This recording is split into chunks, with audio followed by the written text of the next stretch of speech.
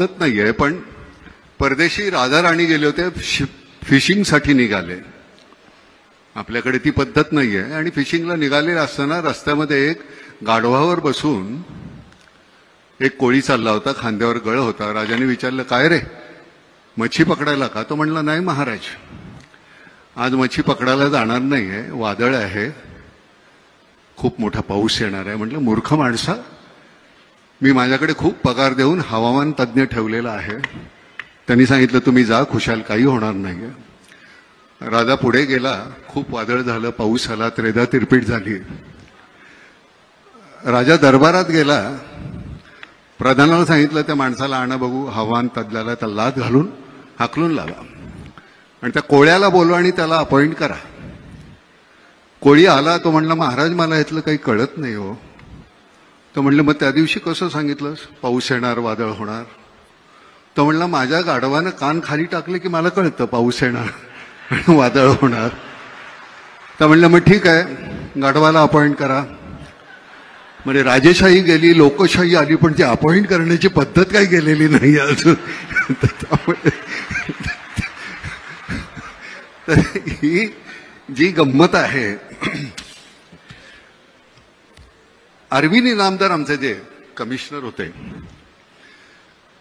त्यांची एक पद्धत होती बोलण्याची. या देवा, कसं काय देवा, काय आणू का तुम्हाला, काय देवा. त्यांच्याशी बोलताना एक दिवस ते म्हणाले, ना मला काही कळत नाही, आमच्या पोलीस खात्यातल्या लोकांना, काही मंडळी ना, सगळ्यांना नाही, पण ते का पैसे खावेसे वाटतात. अहो, आम्हाला जेवढा पगार मिळतो का नाही, तो खर्च होत नाही हो. त्या माणसाची, म्हणजे शेवटपर्यंत अरविंद इनामदारांच्या घरी ब्लॅक अँड व्हाईट टीव्ही होता, अरविंद इनामदार गेले तेव्हा सुद्धा. तर ही आपल्याकडे अशी माणसं आहेत. लालबहादूर शास्त्रींच्या घरी ज्यावेळी त्यांचे मित्र पैसे मागायला गेले, मला एक 200 रुपये पाहिजे, त्यावेळेचे 200 रुपये, लालबहादूर शास्त्री म्हणले, माझ्याकडे नाही आहेत एवढे पैसे. त्यांची बायको म्हणाली, नाही, माझ्याकडे आहेत. तिने 200 रुपये दिले काढून. शास्त्रीने विचारलं, तुझ्याकडे एवढे पैसे आले कुठून?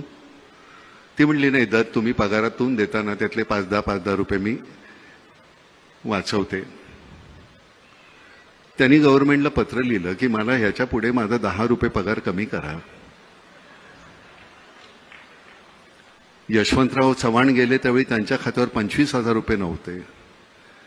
आपल्या मंत्र्यांच्या, म्हणजे साधा आपला नगरसेवक आज निवडून आला की पुढच्या वर्षी तो कोट्याधीश असतो,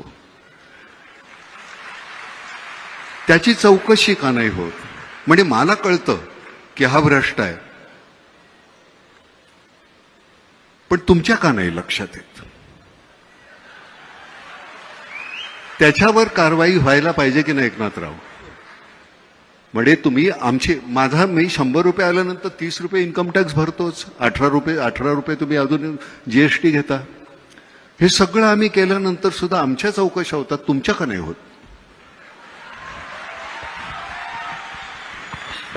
मला असं वाटतं की भ्रष्टाचार ही केवळ राजकारणच नाही, आपल्या संपूर्ण व्यवस्थेला लागलेली कीड आहे.